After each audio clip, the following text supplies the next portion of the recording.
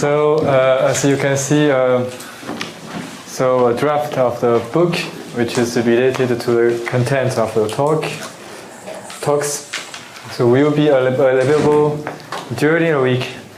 So we are still fixing some final, so checking some final points.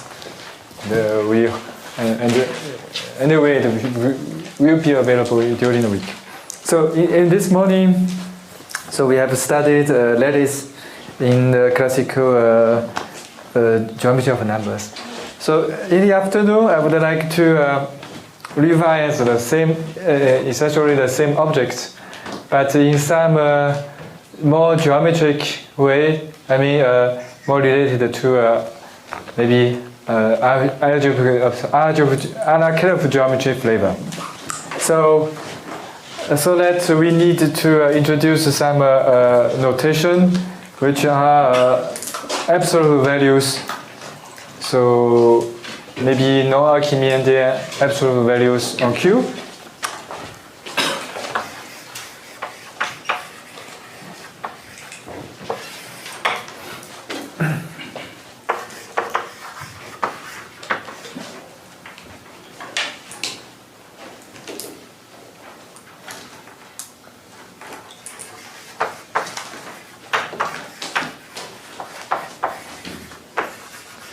So the purpose is to introduce the notion of adelic vector bundles over Q. So they are more or less the same thing as Euclidean lattices, but viewed in more geometric way. So let me remind some fundamental notion of absolute values over Q.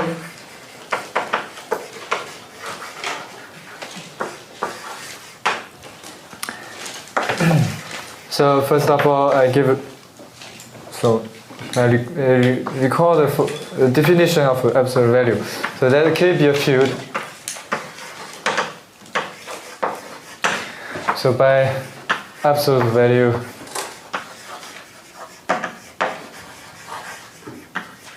okay. So we mean a map written like usual.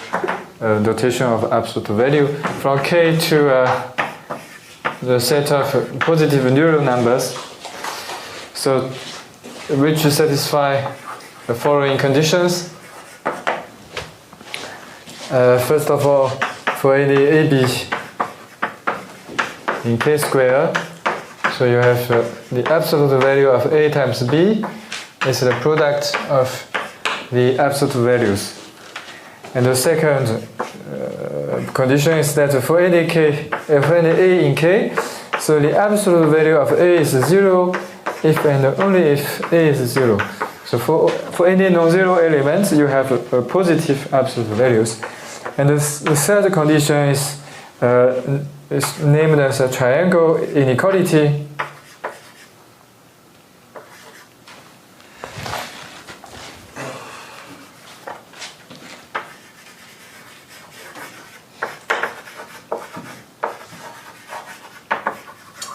So say that if you compute the absolute value of A plus B is bounded from above by the sum of the absolute values of A and B. So there is quite a natural generalization of classical absolute value on Q. But if the following conditions show triangle inequality is satisfied for any A and B in K square, you have the absolute value of A plus B bounded from above by max of the absolute values of A and of B. There we say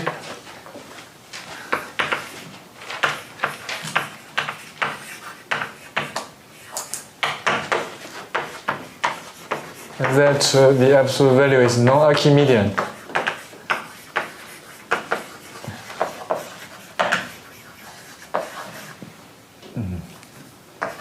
So it's a little bit strange definition.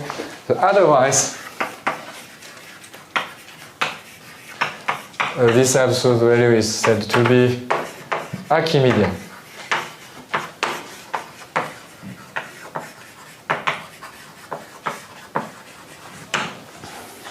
So, of course, I need to provide several examples.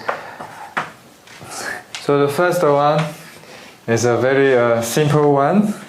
So it's named the trivial absolute value.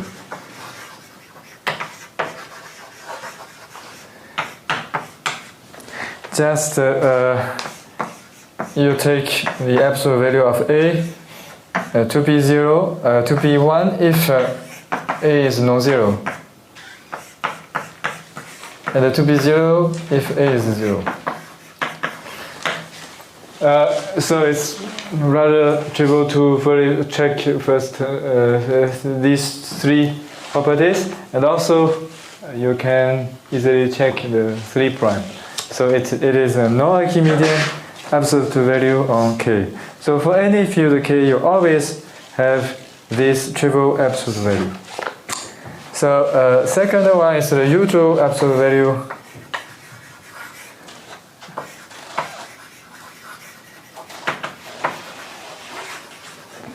on R. Of course, you can consider it a restriction on Q. So the absolute value of A is A. If A is positive, it's minus A. If A is negative or 0. So it's rather common. And also you can consider usual absolute value on C. So then you have the absolute value of sigma plus I tau is the square root of sigma square plus tau square. So these two absolute values are Archimedean, so they will not satisfy the strong triangle inequality. But for number theorists, so these are not enough. So another very important example is the p-adic absolute value.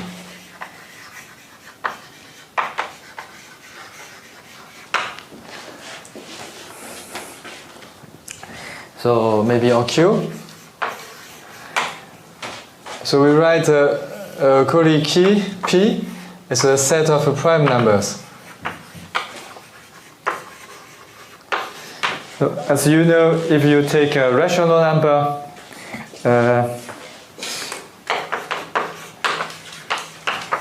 which is non-zero, then you can write A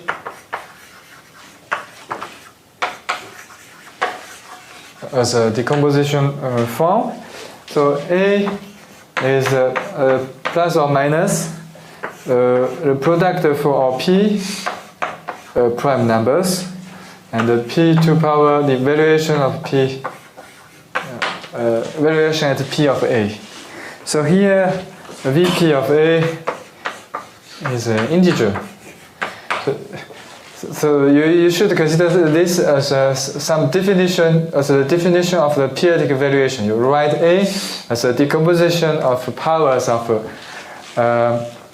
prime numbers, and you denote the exponent of P as the valuation of the number A. So it's easy to see that VP of AB is just VP of A plus VP of B. If you take the product of AB, in the decomposition, you take the sum of the valuations. Also, it's a very straightforward to check that VP of A plus B is bounded from below by VP of A and VP of B.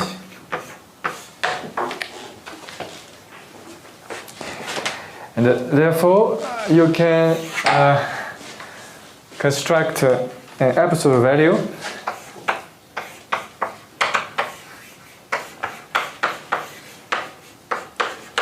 just taking the absolute value of A as p to power minus VPA. So this is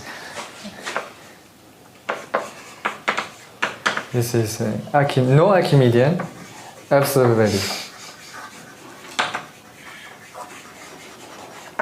Because this inequality will tell you exactly that the absolute value of the sum is bounded from below, above by the maximum of the absolute values. So here I need to take a VP of 0 to be plus infinity by convention. So that the absolute value of 0 becomes 0. Okay. So now, very interesting remark is that you have a product formula.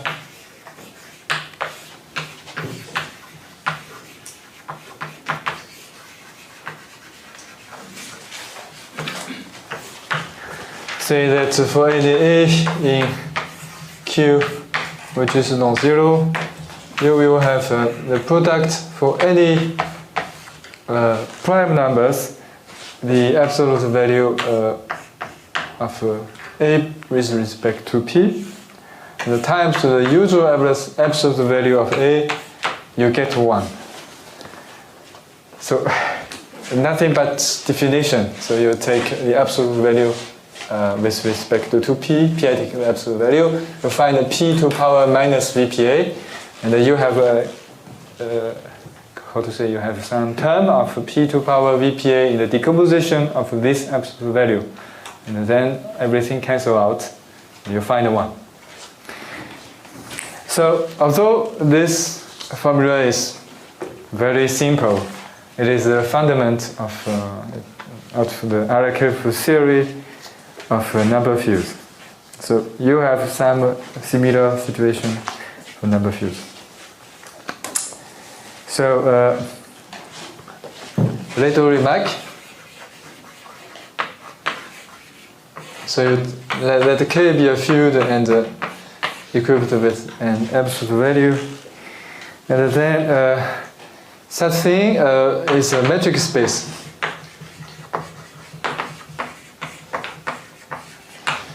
So because you have this triangle inequality, which tells you that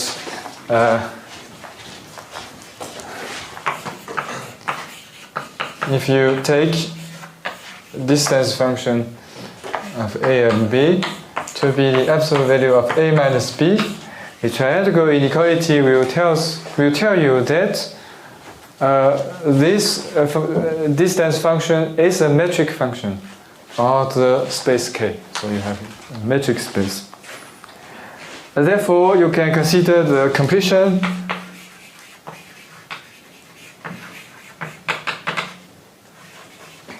K hat.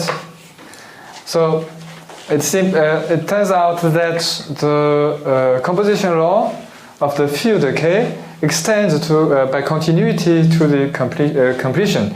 So the completion is equipped with structure of field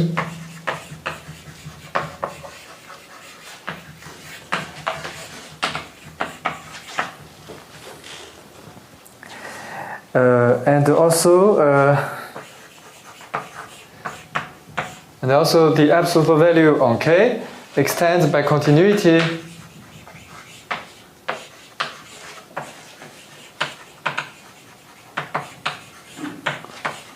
to an absolute value of K hat.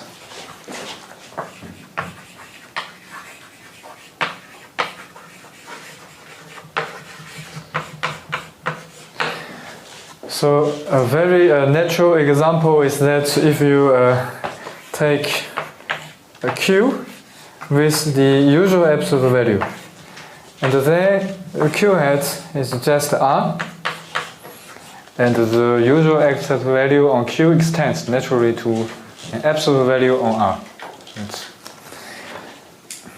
So for the p-adic case, So we denote by QP the completion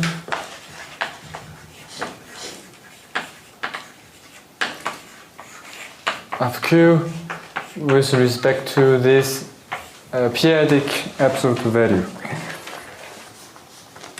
So sometimes it's more convenient to work with a complete valued field.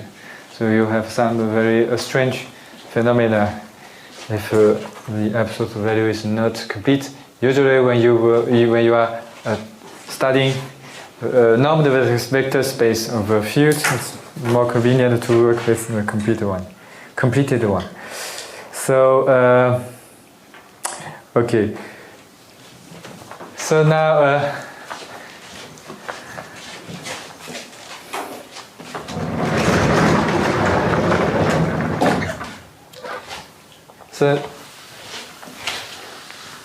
so in undergraduate course you have maybe seen the functional analysis of normed vector spaces.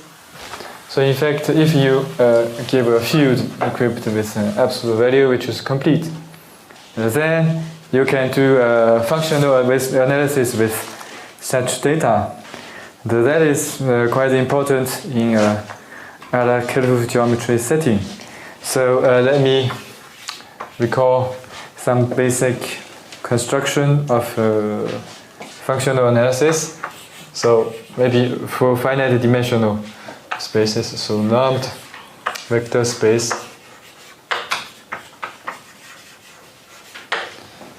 over some valued field. So I will fix K equals with an absolute value. And I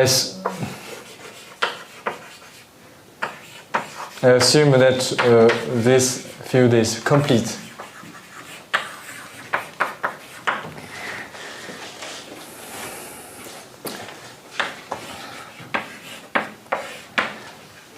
So the definition of a normed vector space is almost the same thing as that you have seen in a functional analysis course. So that V be a vector space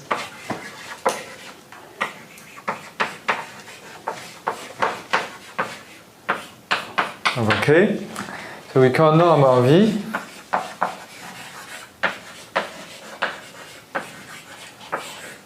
So any map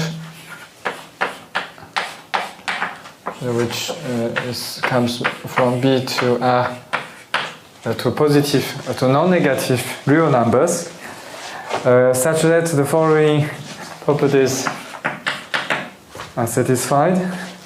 So first of all, for any A and X in K times V, the norm of A times X is the product of A times the norm of X.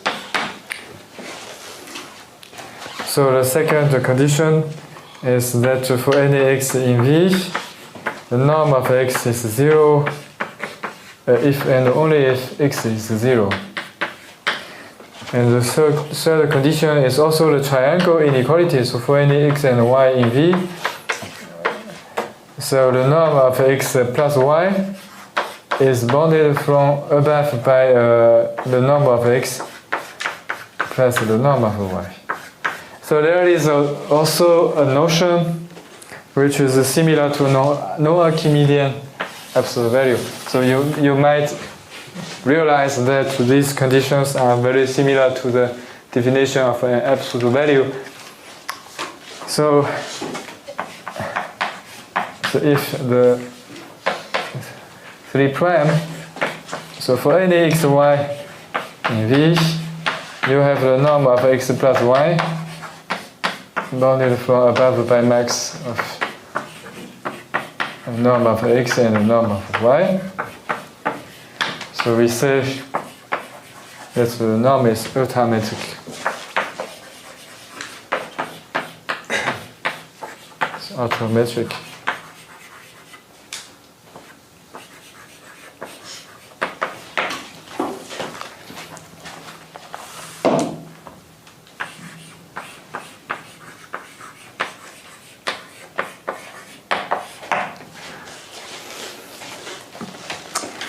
So this property is very is quite related to the non-Archimedean absolute value.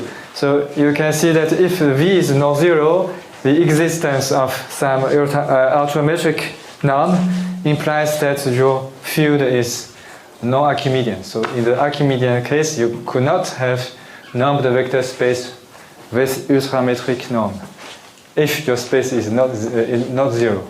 So of course, for the zero space, you have a zero norm which is ultrametric.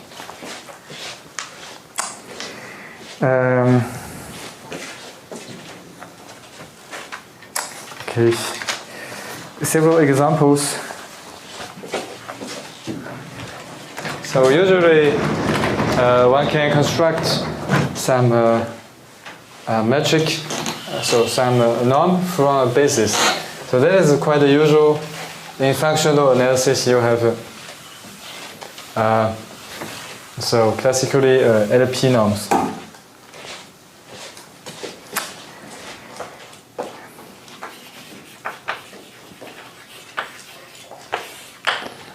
So that's n, the positive integer, and here p is not a prime number. So I just take the usual way of functional analysis. So you should not consider this as a prime number. So then you have some LP norm from Kn to a set of positive real numbers. So defining as follows: the norm of A1 An LP is just the absolute value of A1 to power P plus etc. plus An to power P, and then to power 1 over P. So you see that the classical functional analysis construction still works for general for general valued field. So this is a norm, or k to power n. So also you have the L infinity norm.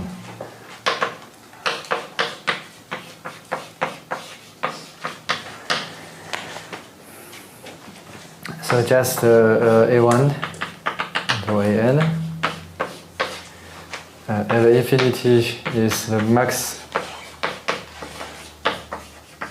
of the absolute values A1 to An.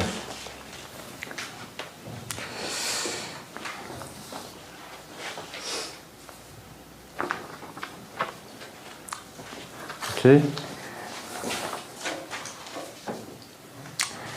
So it's a little remark is that this norm is ultrametric if you know that your absolute value is non-Archimedean.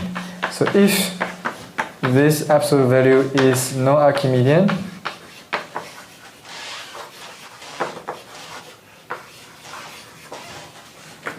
then the conclusion is that this norm is ultrametric.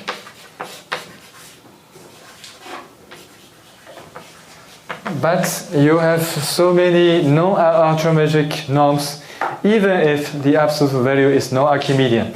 For example, such LP norms, if P is not infinity, so usually they are not ultrametric, even if the absolute value is non-Archimedean. So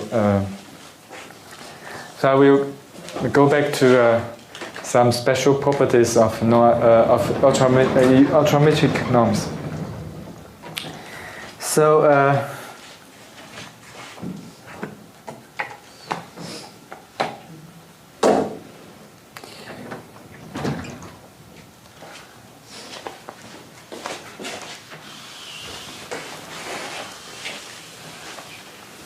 I will explain a very special property of ultrametric norms.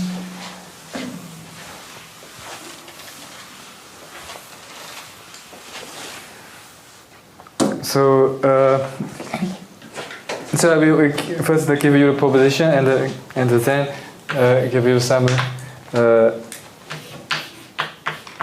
some remarks on its geometry. So we consider a normal vector space.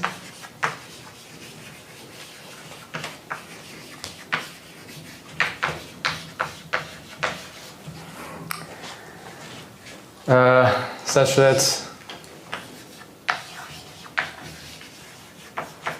the norm is ultrametric.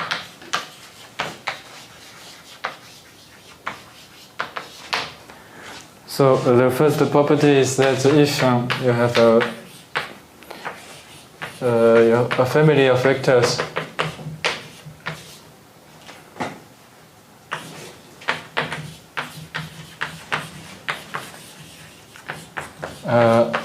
such that the norm of these vectors are distinct.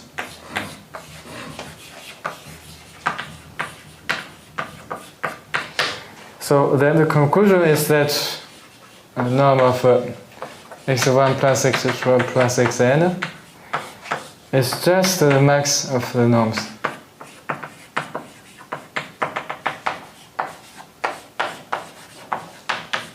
So this is a very strong property. So you cannot imagine such a thing if the norm is not ultrametric. So you can easily construct counterexamples. So the second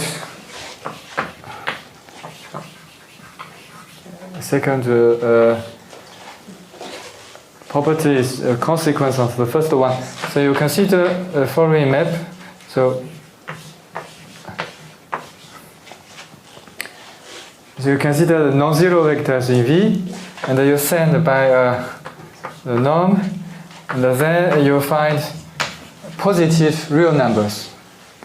So then you consider positive real numbers as a multiplicative group, so it's a group under multiplication. And then you can send this group to a quotient of this one by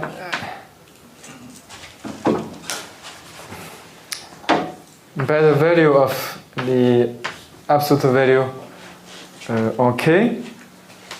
So this is a subgroup of this multiplicative group. And then you take the image of this thing inside this group. So the cardinal of this one is bounded from above by the dimension of V. So it's just a finite set controlled by the... So if the dimension is finite, then it's a finite set. So a little remark is that this property says that if you take for example, the unit ball in some ultrametric vector space, ultrametrically normed vector space, then every point in your unit ball is the center. So if you draw the picture, then it's quite different from the usual picture in functional analysis over R. So you draw a ball, and there you have just one center. But in the ultrametric case, you have so many centers. Okay. So I will explain a little bit the proof. The proof of one. So by induction, it suffices to cheat the case n equals to 2. So you can make some induction procedure. And by symmetry, we may assume that the absolute value of x1 is strictly smaller than the absolute value of x2, because their norms are distinct. So you can assume that the norm of x1 is smaller.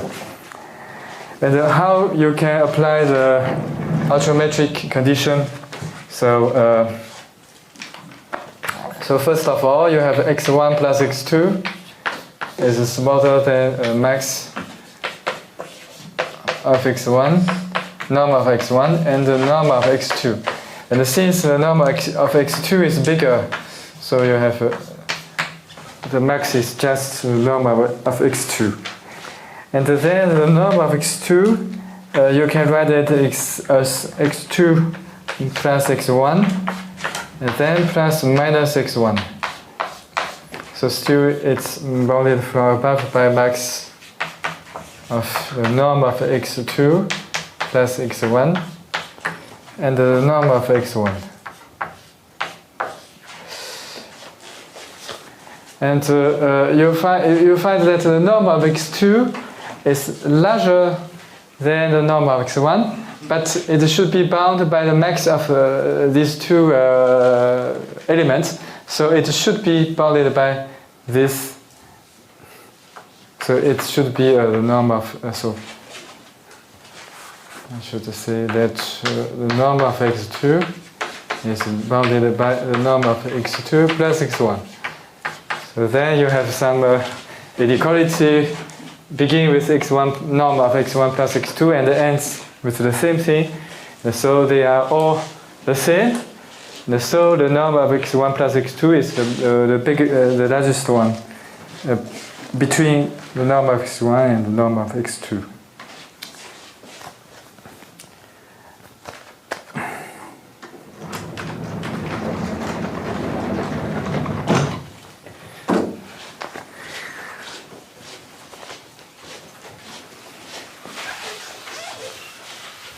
So if you apply the first assertion to the situation in the second assertion, then you can catch a quick proof.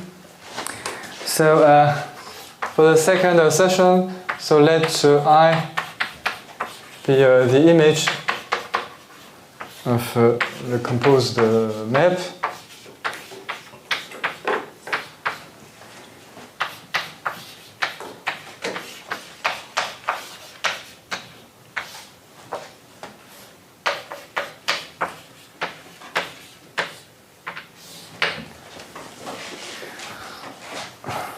For any alpha in I, we pick some x alpha in V non-zero vector in V, such that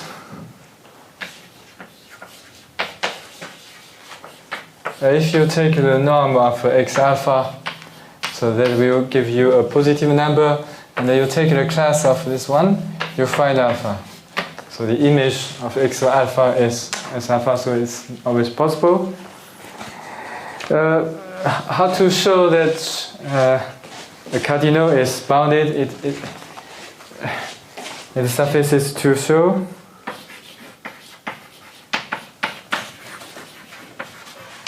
that the family x alpha for alpha in I is linearly independent.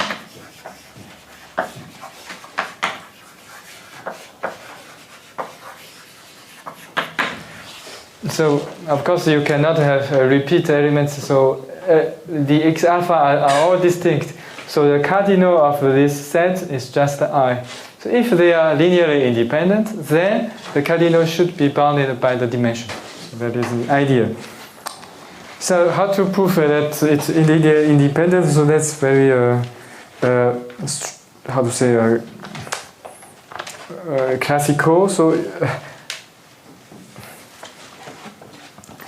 So by contradiction, so assume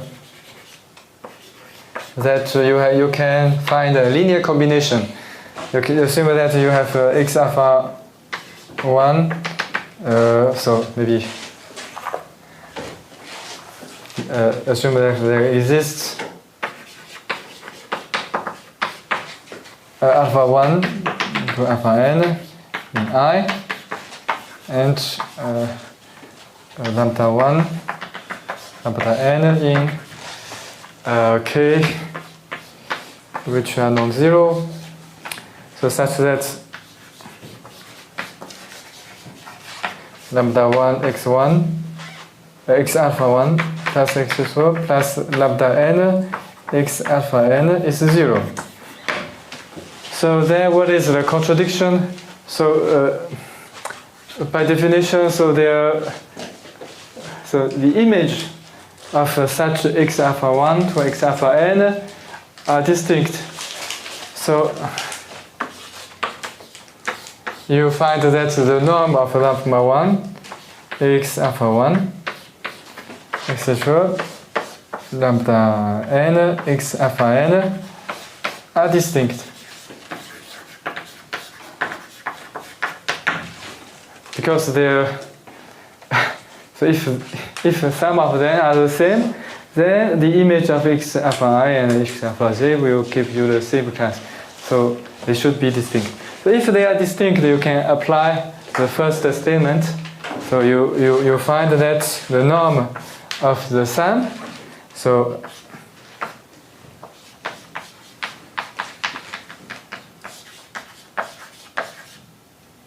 which is 0 because the sum is 0, is the max of I, the norm of lambda I, x alpha I. So, but this is not 0, so this is positive. But here you should find 0, so there you find a contradiction. That cannot happen.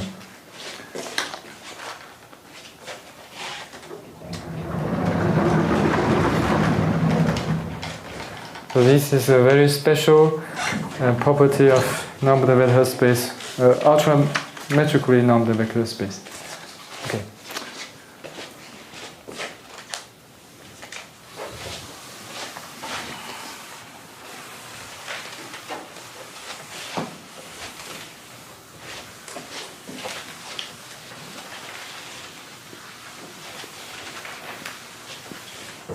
So, as you have seen in the first lecture, the orthogonality played an important role. So you have, under orthogonality, you have some nice properties.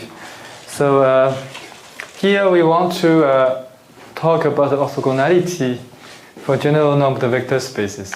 So that is not so usual in a functional analysis course. So let me do it with more details.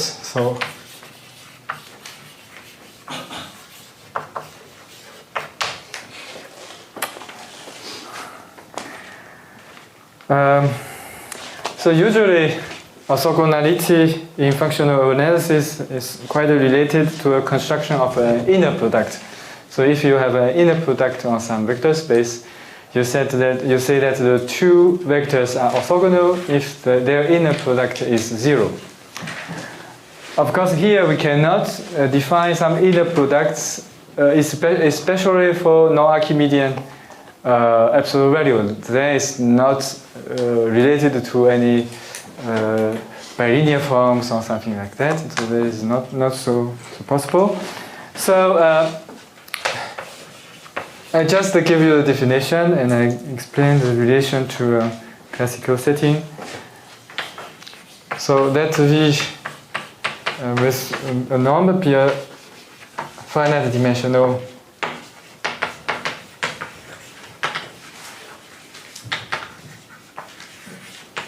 normed vector space.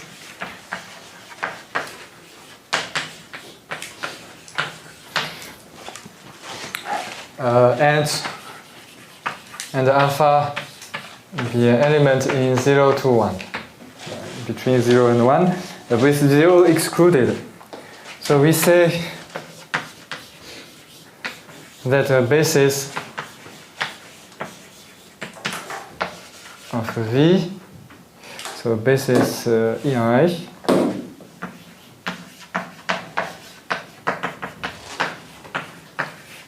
V is alpha orthogonal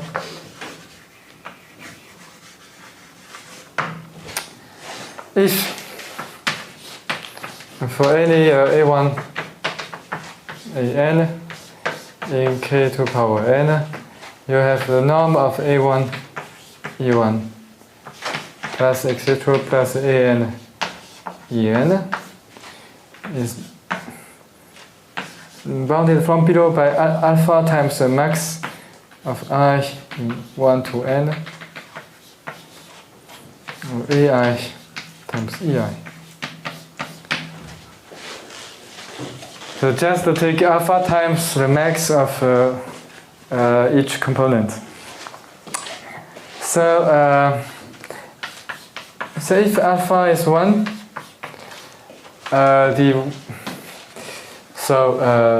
we say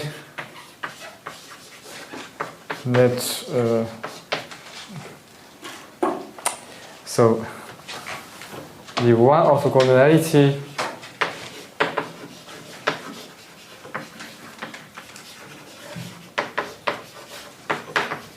is also called orthogonality. So in the case if alpha is 1, if a basis is 1 orthogonal, we just say that the basis is orthogonal.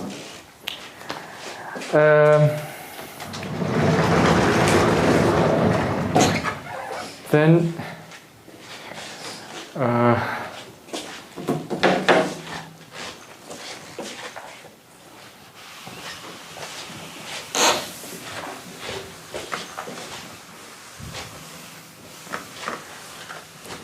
so I will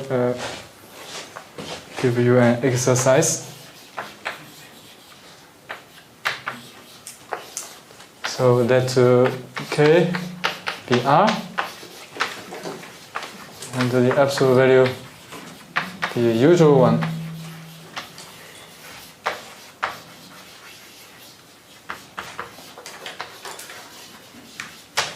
So now we can consider V be a finite dimensional vector space.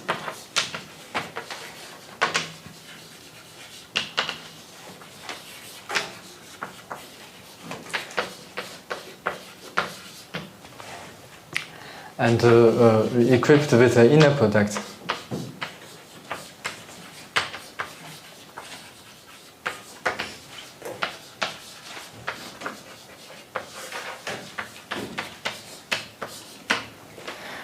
So let the norm on V be defined as follows. So the norm of X is just defined to be the inner product of X with itself to power 1/2. So that's quite usual as the definition of a Euclidean space. Now a basis EI. So we prove that a basis EI of V is orthogonal.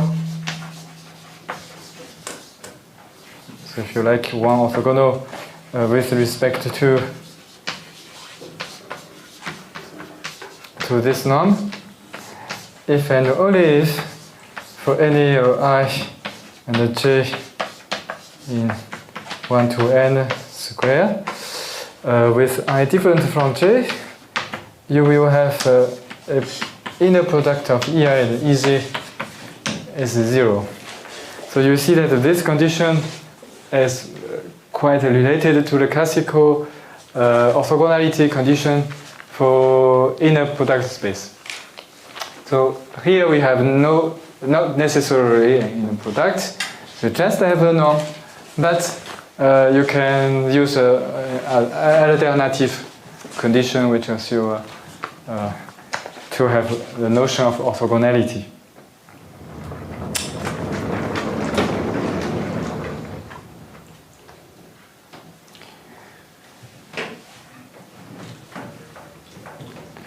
Okay.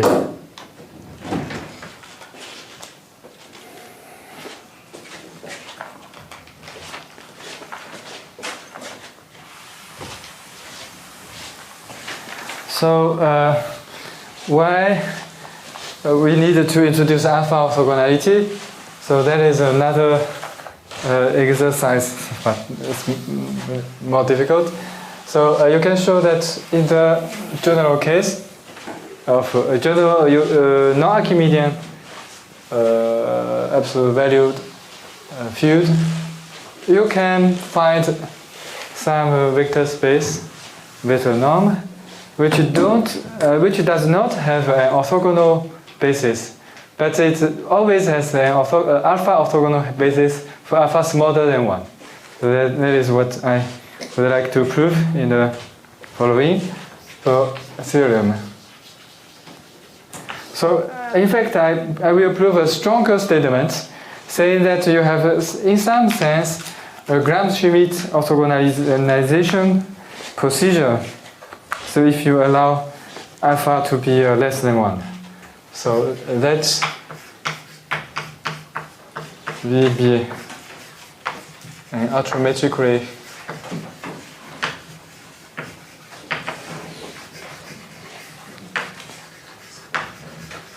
normed vector space of a finite rank over K. So so in the classical Gram-Schmidt theorem, we just fix a basis, any basis, and then you find some triangle, upper triangle matrix. That if you multiply your basis by this matrix, you find an orthogonal basis. So I would like to take a version which is more, a little bit more intrinsic, in the sense that I can fix a sequence of vector subspaces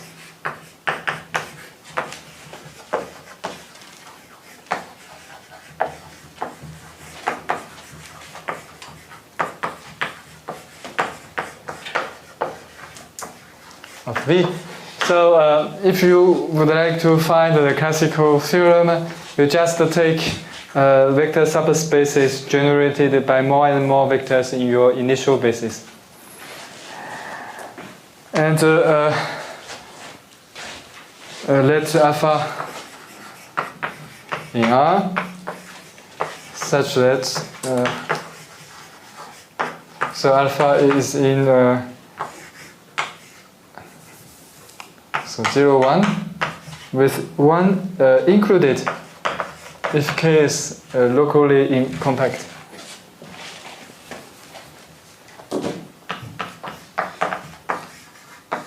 So you will see that this local compacity is related to some solution of optimization problem. So if you have a locally compact space, then you can optimize, so you can find the optimal points. Otherwise, you can only approximate the optimal value. So with one excluded otherwise.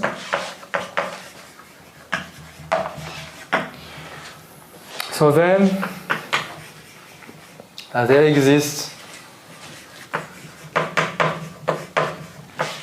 an alpha orthogonal basis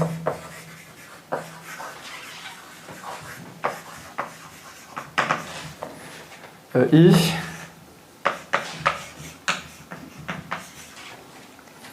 of V such that if you take I in 1 to n, the cardinal of the intersection of E with Vi is just the dimension of Vi over K. So this condition corresponds to the change of basis is given by a triangle matrix. So it's just the same thing to say that the cardinal of this intersection will be the dimension. So namely, this subset of E will span your vector space. So then you can find a triangle matrix. So that you assume any dimension of V? Dimension of V is finite. No, not necessarily. So in general, you need not to take a complete flag, but if you can prove it for a complete flag, then it also holds. Yeah. So that is the first reduction. So by refining the sequence, if necessary, we may assume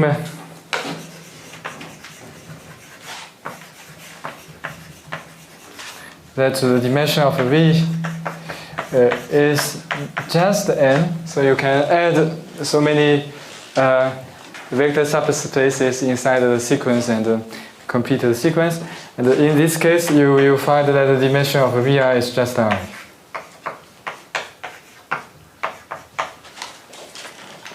That is the first step. So now what we will do is to make an induction on the dimension.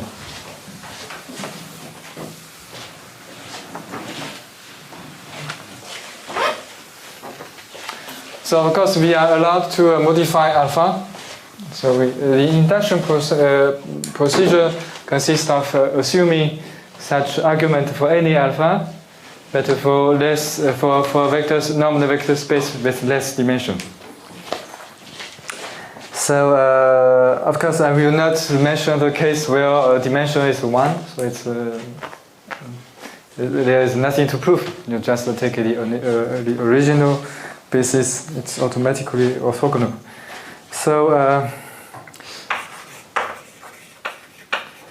so assume that n is at least 2. So we apply the induction hypothesis.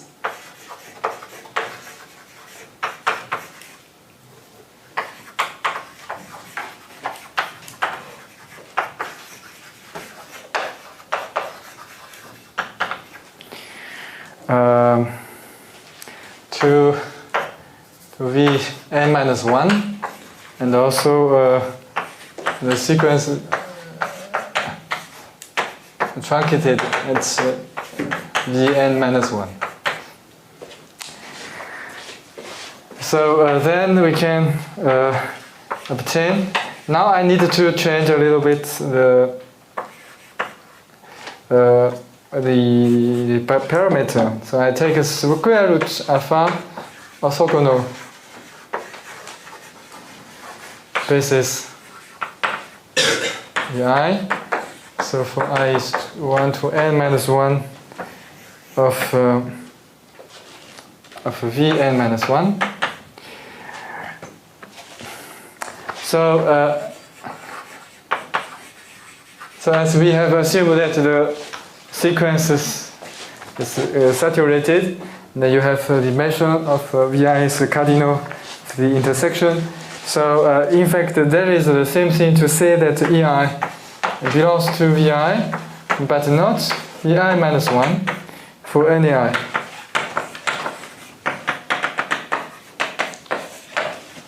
So in the case where the sequence is complete, you can simplify this condition by saying that your Ei is just in Vi, not in Vi minus 1. So now what can we do? So if I can draw a picture. So you have some vector space Vn minus 1. So you have some already chosen some basis which is square root alpha orthogonal. And then what you will do is to take arbitrary vector. So say that you have some arbitrary vector x, and then you try to find another point here. So of course you cannot say the projection, so that does not make sense. But in the classical Gram-Schmidt, maybe in your courses, functional analysis courses, it's taken just as an orthogonal projection. So you have some how to say, you have some inner product of x with the basis, and you take some.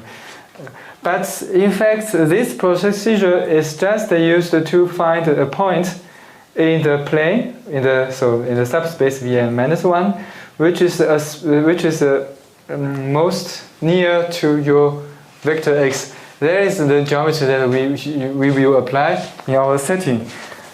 So that x be an element in V, but not in Vn minus 1. So we choose y in Vn minus 1 such that the norm of x minus y is bounded from bounded by square root of alpha, the distance of x to v n minus 1. So now you will see that in general we cannot take alpha to be 1. So you cannot find some y which is nearest to x. But in the case that in the case where your field is locally compact, then you have some locally compact space Vn minus 1. So on some bounded region, so you can have a solution to your optimization problem. So that in the case of local compact assumption, you could take 1 here. So you can always find this solution. So now what you will take is just En is just x minus y. So you will see that the vector should be something like that. So which is parallel to this one. So this is y, x minus y is just this vector. So now it remains to show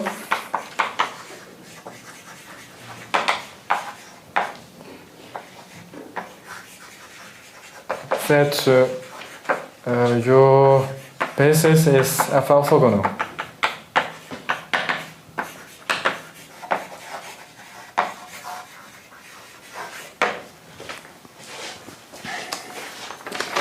So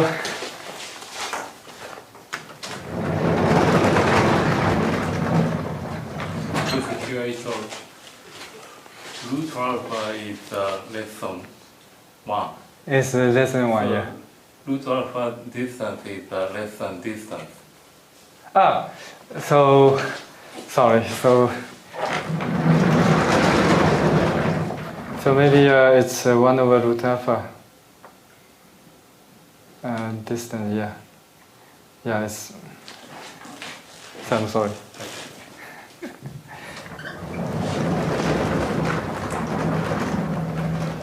And you can do it here. Yeah. So may I erase the arrow? But okay.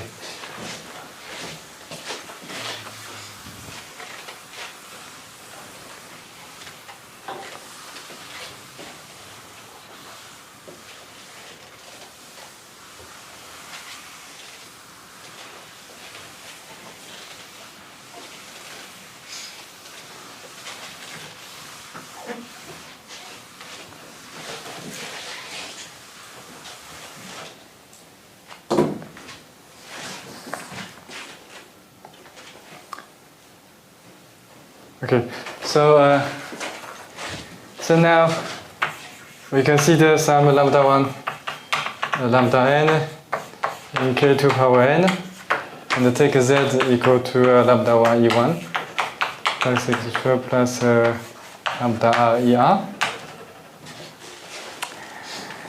So if you take the norm of z, you will find the norm of lambda r er plus some vector in Vn minus 1.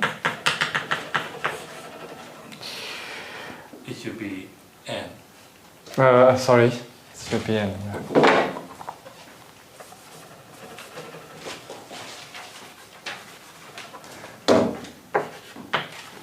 Lambda n minus 1, E n minus 1.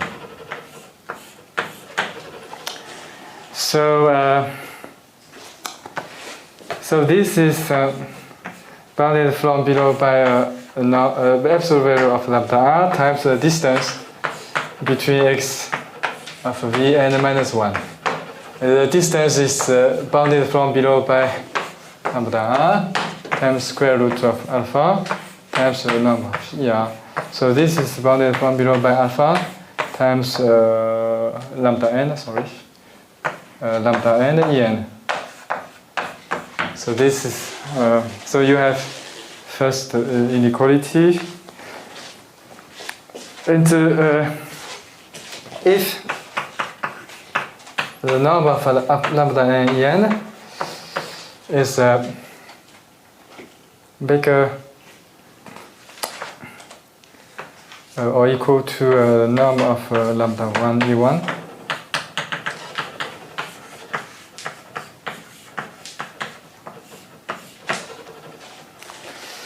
And this will lead to a norm of Z is bounded from, so I use this inequality. So if this one is larger than this one, so you will have lambda 1 E1 plus lambda n minus 1 En minus 1. And then you say that you know that E1 to En and En minus 1 is the square root alpha orthogonal. So this is bounded from below by square root of alpha times square root of alpha max of I in 1 to n minus 1 norm of lambda I ei. And this is the multiplication here is alpha, so you find the solution. So if the inequality is not odd, so you have the converse inequality, but the strict one. So which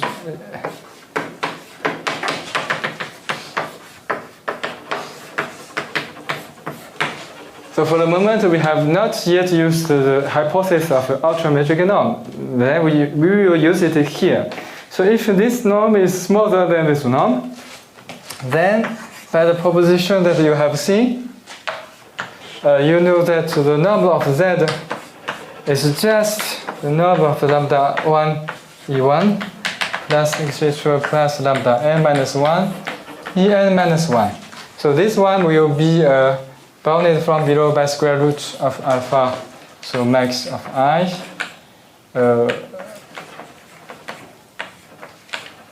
of lambda I. So anyway, the inequality will be satisfied. So you can replace square root of alpha by alpha, which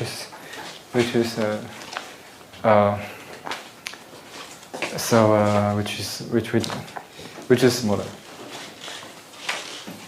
Okay. So that gives you the proof.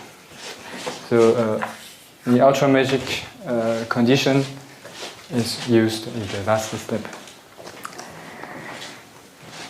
So you have seen that I have followed exactly the same proof of classical Gram-Schmidt procedure.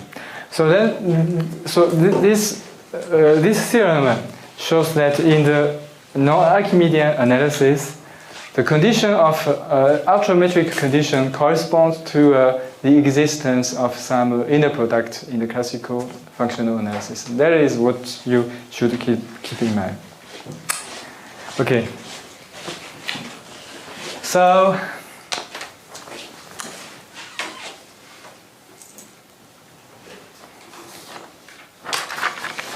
okay.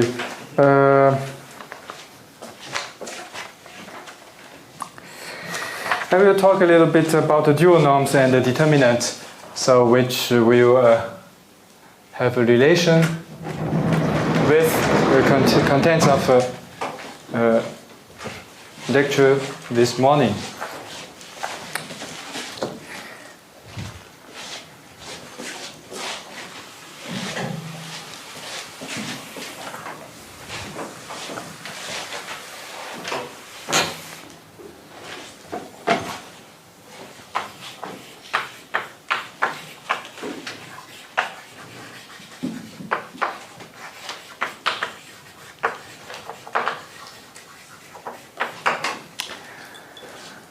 So we will fix some normed vector space. I will not assume an ultrametric condition. And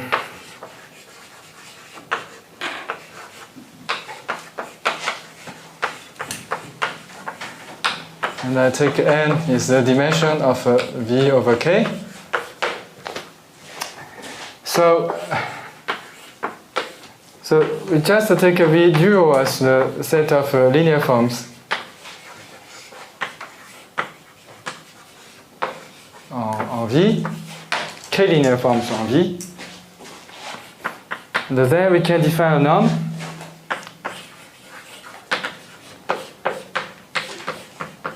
I denote by a norm with a star, a lower star.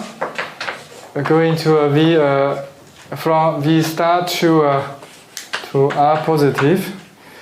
For any phi in V star, if we take a number of phi star, it's just the superman of x in V, which is non-zero, the absolute value of phi of x over the norm of x.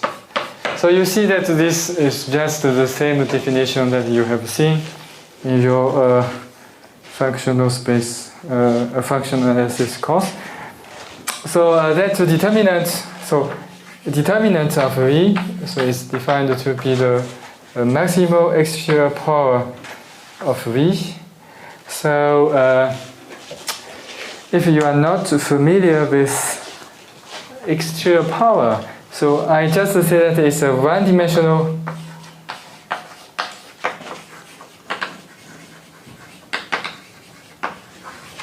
no vector space.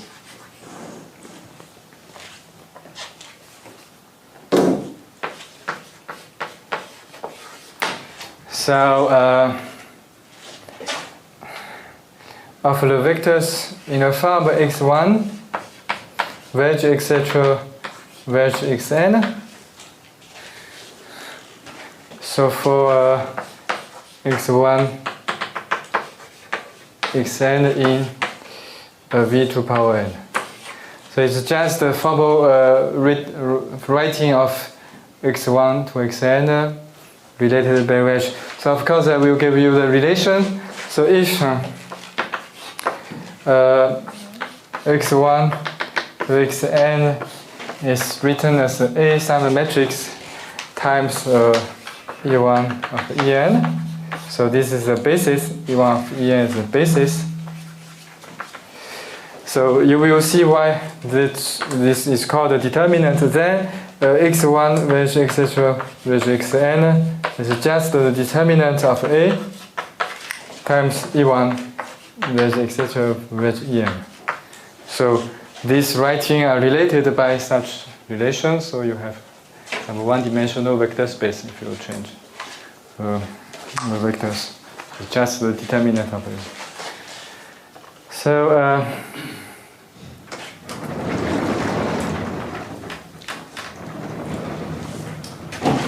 so you have also a notion of determinant norm that I will recall as follows.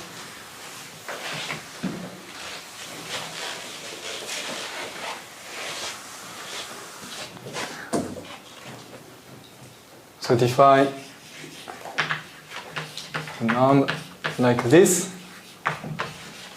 on a determinant of V. Such that for any eta in the determinant of V, the norm of eta is just the infimum of the norm of x1 times xn, such that eta is x1 wedge etc. wedge xn. So it's just the infimum of all possible writings, and then you compute the products of norms of vectors, and then you take the infimum. So since it is a one-dimensional vector space, it's not difficult to check that it is a norm. So I will let you do it.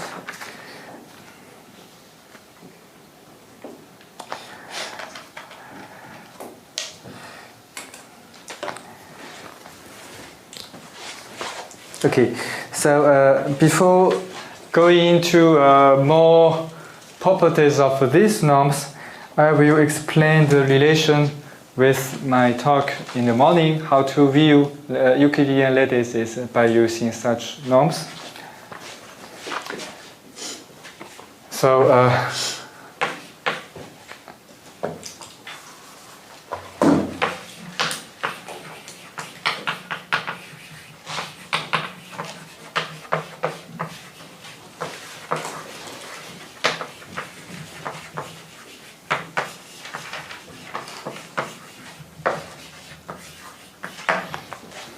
So in some sense, it's a fancy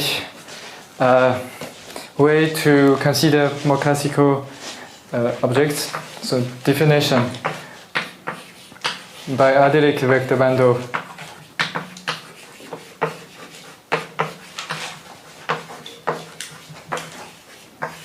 on Q. So over Q, sorry.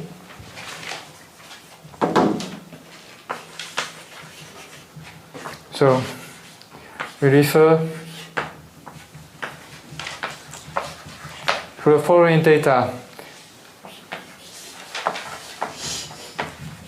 E bar, which is contains two type of things. First of all, it's an E, and then there is a family of norms. So I will give you a precise meaning of all objects in this data.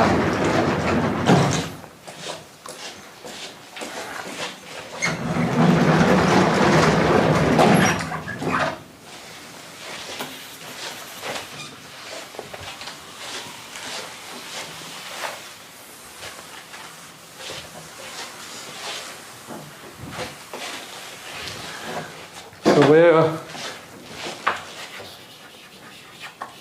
E is just a finite dimensional vector space over Q.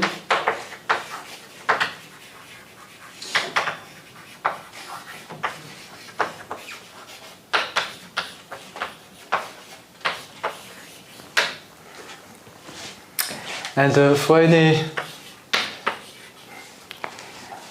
V, so sorry, I didn't tell the sigma Q. Sigma Q is just P, so this is the prime numbers.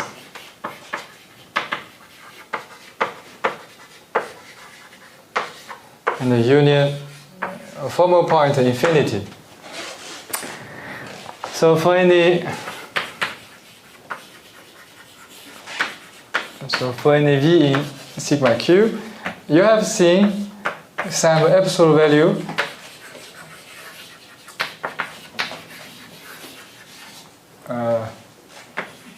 on Q.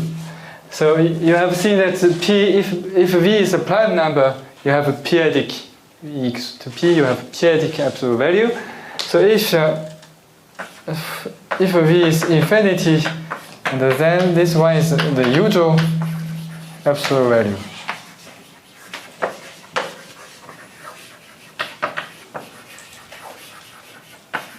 on Q. So such that so there exists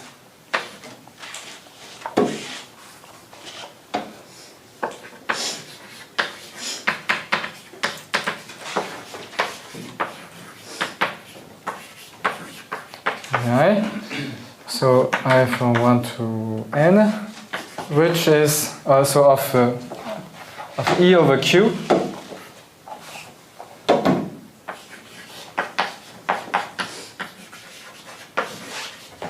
So which is orthonormal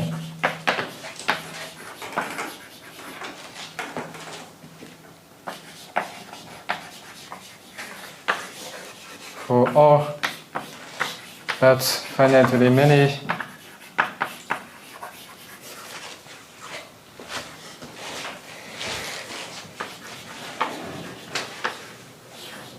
P in P.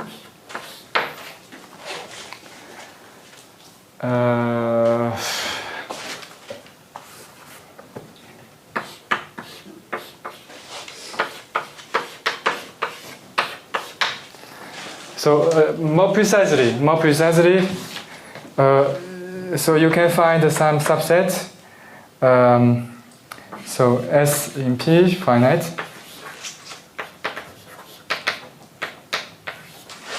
Such that for any P in P not in S, so for any lambda 1, lambda n in QP, I didn't say, I just forget one thing. So this is the absolute value on Q, and so I didn't say that this, yeah, so this, you have a family here. So the norm V is a norm on E tensor Q, QV. So this is completion. So if V is P, and then you have QP. If V is infinity, you have R as a completion. So for any lambda 1 to lambda n in QP, you will have the norm of lambda 1 E1 plus etc. plus lambda n En. P is just the max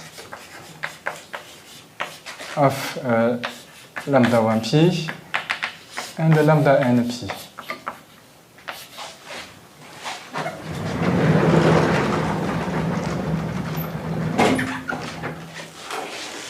So you have some orthogonality, but here orthonormal means that the norm of each EI is just 1. So it's like the classical setting. Orthonormal means that it's orthogonal and the norm of each vector in the basis is 1. So the orthogonality will give you this equality for every prime number except eventually, possibly a finite subset.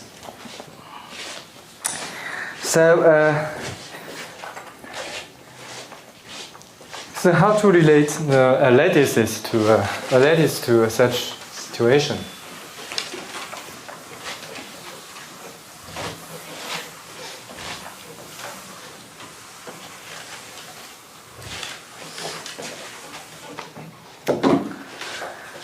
So now let lambda be your lattice.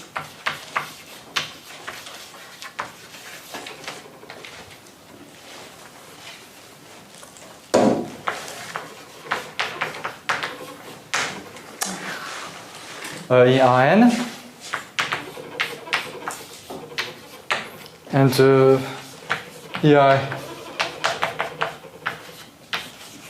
be a basis of lambda over Z.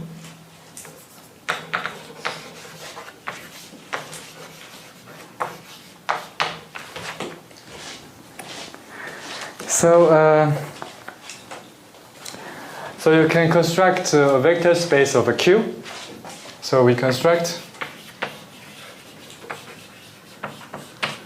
E of lambda as a vector space of a Q generated by lambda. So this is a vector space of dimension n over Q. So now for any P in P, so that number P on lambda tensor Z of QP. So this is a vector space of rank n over QP. So this is just E lambda time tensor Q of QP. Because the vector space generated by lambda is isomorphic to lambda tensor Z of Q. And then you find that it's just E lambda tensor QQP, which is lambda tensor Z QP. So how to define a p-adic norm? So it's just if you take some section S in P, so in this space, so it's defined as an infimum of the absolute value of A, such that A is in QP, non-zero, and the A minus 1S belongs to lambda tensor Z of ZP. So here ZP is the valuation ring, so it's just the B in QP such that the absolute value of B is smaller than 1. So you may find this a little bit strange because I take some complicated absolute value, etc. So, but the geometric picture is very clear. So, to define a norm, the surface is to precise the unit disk of your space with respect to the norm. So you just so imagine that you are working in a Euclidean space, something like that. So you take the unit ball, and then now you pick some vector, any vector. You want to evaluate your norm. So what you do is very simple. You just multiply your vector by some constant, so that your vector becomes something inside the ball.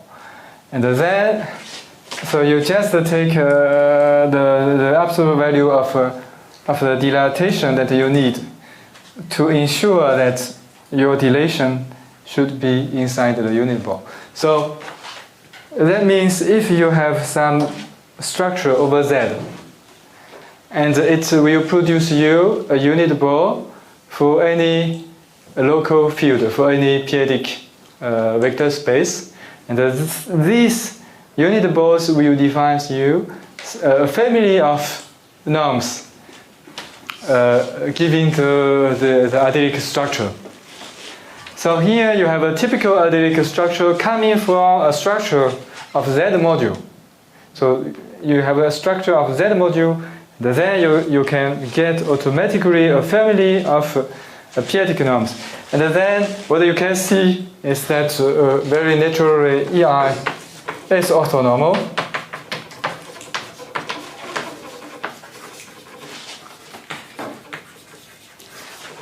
For any P inside P.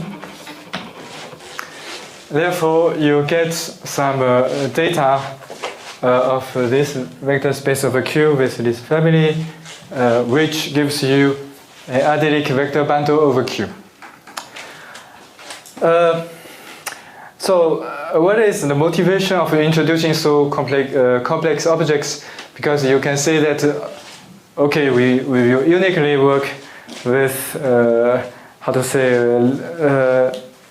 lattices in Euclidean space. We don't need such thing. But in some geometric situation, so you will not necessarily find some norms coming from an integral model. So you have you are allowed. So introducing some adelic structure allows you to consider general norms. Of course, I forgot to say that you have a norm at the infinity, which is just the Euclidean norm.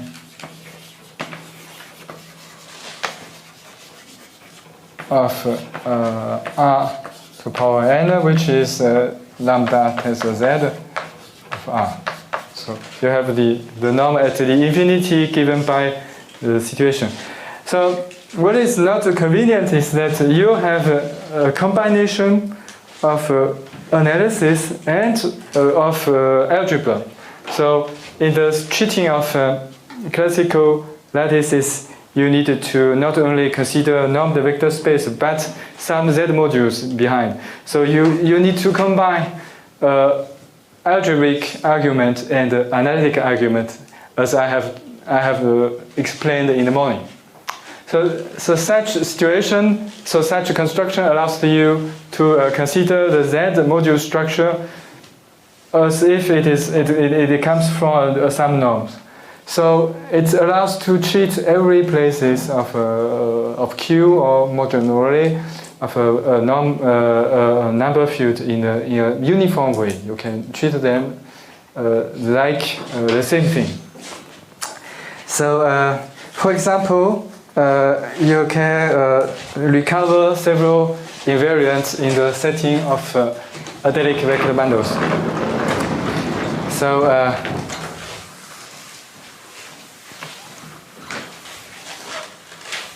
for example, for the dual lattice. So for the dual lattice, so E lambda star is just E, the dual vector space of E lambda. So you can have some very natural isomorphism between these two objects, and then the norm given by lambda star at P is just the dual norm of this norm. So if you pass two dual lattice, and then the norm family that you get is the dual norm family. So of course, if you take the Euclidean norm and you consider so E lambda star like the dual space, and so you also have the dual norm of the norm at the infinity. So that is one of the construction. So also you have a notion of Arakelov degree.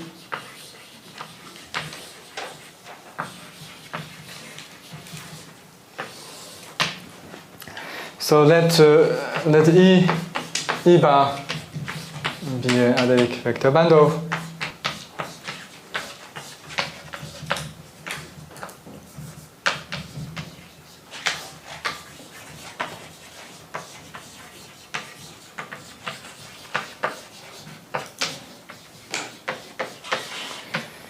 Over Q. So the Arakelov degree of E bar, so it's defined as the sum for any V in sigma of Q with a minus. So log of the norm E1 which etc. which En for the determinant norm. So where EI is the basis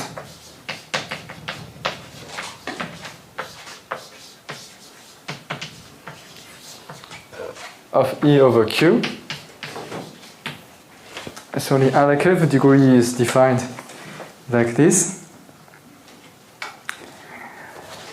So how to relate this to the invariant that you have seen in the morning? Can you guess it?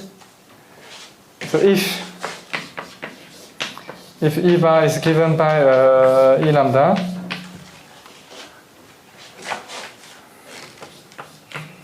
and with the family of norm,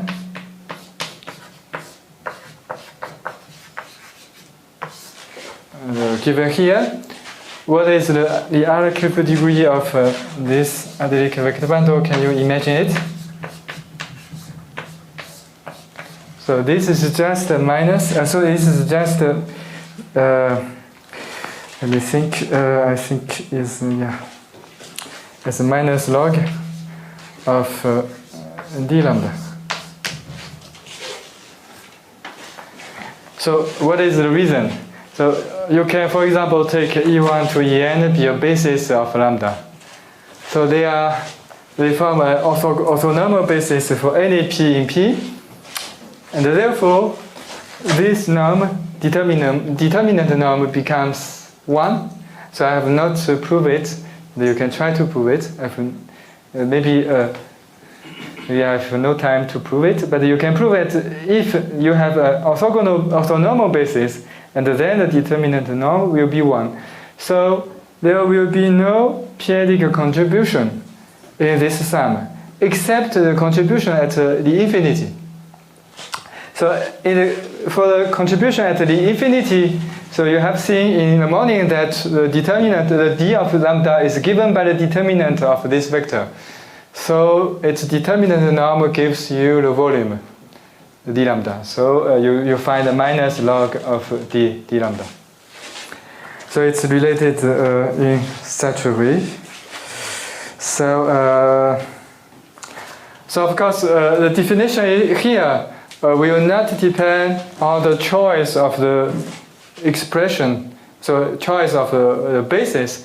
If you change basis, you multiply the determinant vector by one constant in Q, and then by the product formula, the sum will be the same.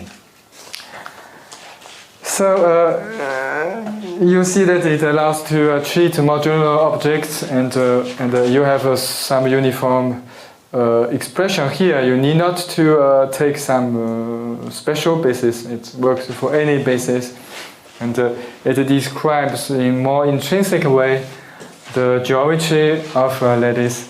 So you will see next week how this expression can be related to algebraic geometry, and how to unify all these constructions in the setting of adelic curves. So unfortunately, I have no time to explain the properties of determinant norm and the dual norm. So you can check it in the draft of the book. So it's very well explained. So thank you very much.